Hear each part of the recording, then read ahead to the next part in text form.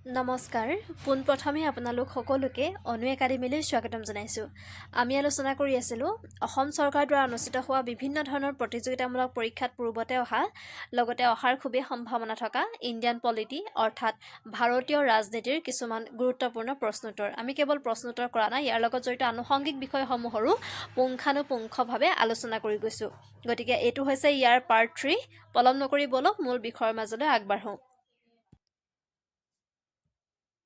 প্ৰথমটো প্ৰশ্ন, the monopoly of Indian trade of the East India company was abolished by the.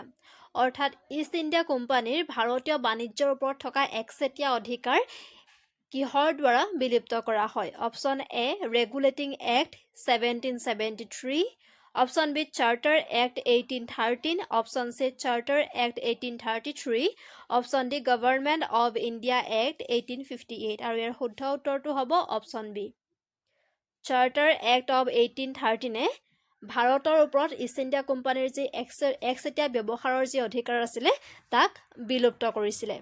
পৰৱৰ্তী প্ৰশ্নলৈ আগবাঢ়িছোঁ। দ্বিতীয় প্ৰশ্ন, two independent states of India and Pakistan were created by. অৰ্থাৎ ভাৰত আৰু পাকিস্তান নামৰ দুখন স্বাধীন ৰাষ্ট্ৰৰ সৃষ্টি কোনখন আইনৰ জৰিয়তে হৈছিল?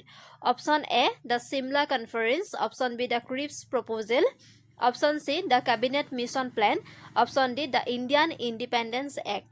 আৰু ইয়াৰ শুদ্ধ উত্তৰটো হ'ব option D the Indian independence act of 1947।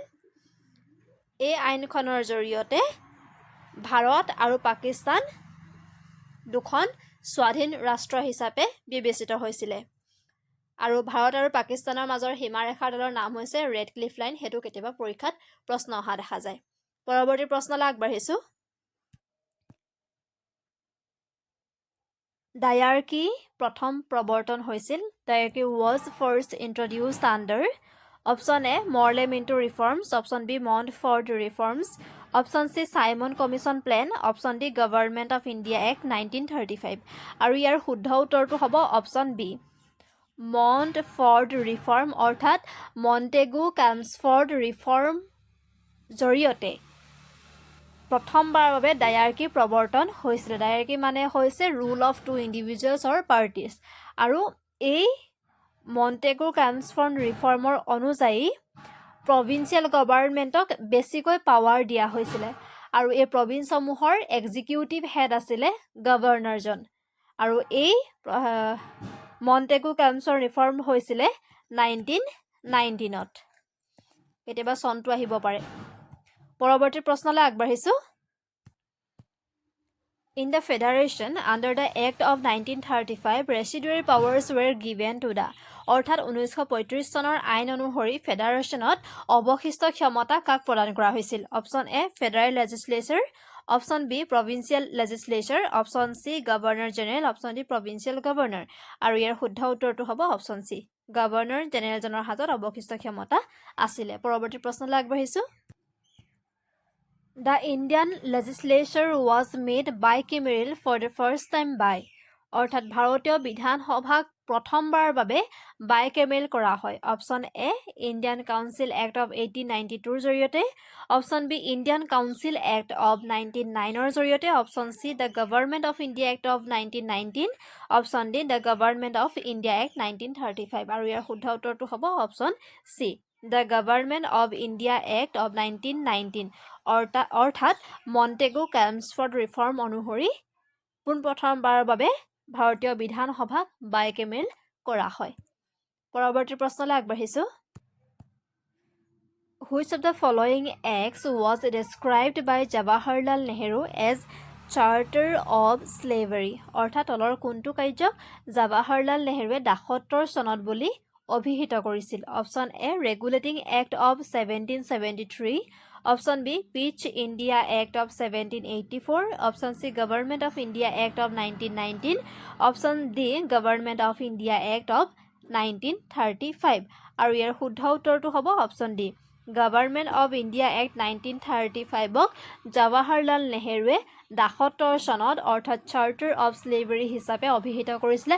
আৰু তেওঁ এই গভৰ্ণমেণ্ট অফ ইণ্ডিয়া এক্টক machine with all brakes no engine অৰ্থাৎ কেৱল ইঞ্জিন নথকা কেৱল ব্ৰেক থকা এটা মেচিনৰ সৈতেও তুলনা কৰিছিলে পৰৱৰ্তী প্ৰশ্নলৈ আগবাঢ়িছো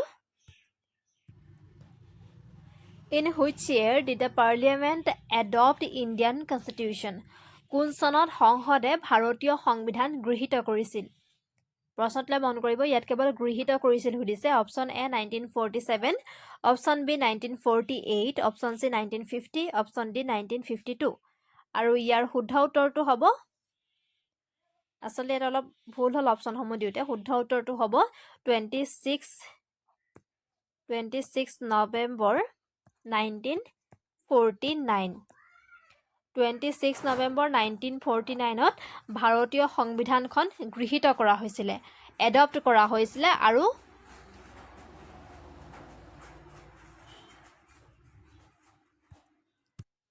আৰু ভাৰতীয় সংবিধানখন কাৰ্যকৰী কৰা হৈছিলে came into force হৈছিলে কাৰ্যকৰী কৰা হৈছিলে 1950 চনৰ 26 জানুৱাৰী তাৰিখে দুটা তাৰিখ মনত ৰাখিব এটা হৈছে 26 নৱেম্বৰ এটা হৈছে 26 নৱেম্বৰ 1949 আৰু আনটো হৈছে 26 জানুৱাৰী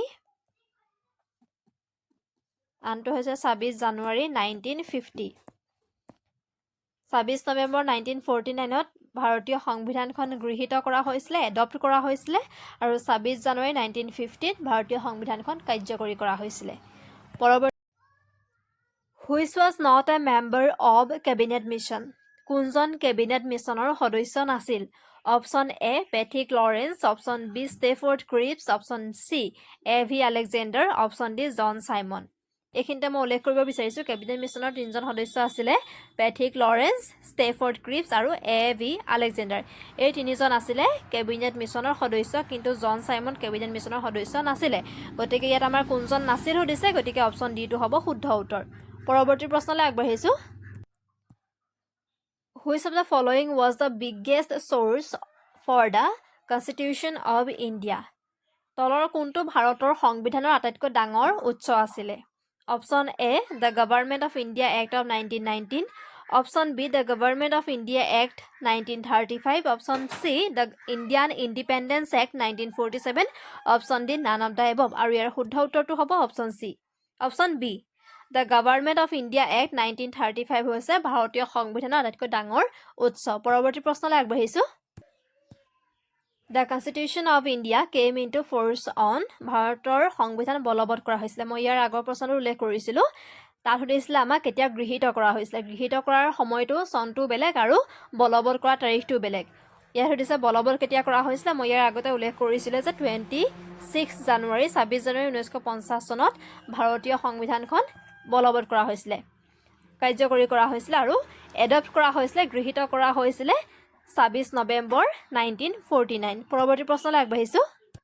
আজিৰ ভিডিঅ'টোৰ শেষৰটি প্ৰশ্ন Who was the chairman of the Union Power Committee of Constituent Assembly of India ভাৰতীয় সংবিধান সভাৰ কেন্দ্ৰীয় শক্তি সমিতিৰ অধ্যক্ষ কোন আছিল option A Sardar Vallabhbhai Patel option B doctor B R Ambedkar option C sir Alladi Krishnaswami Ayyar option D Pandit Jawaharlal Nehru আৰু ইয়াৰ শুদ্ধ উত্তৰটো হ'ব অপচন ডি পণ্ডিত জৱাহৰলাল নেহৰু হৈছে কেন্দ্ৰীয় শক্তি সমিতি অৰ্থাৎ ইউনিয়ন পাৱাৰ কমিটিৰ অধ্যক্ষ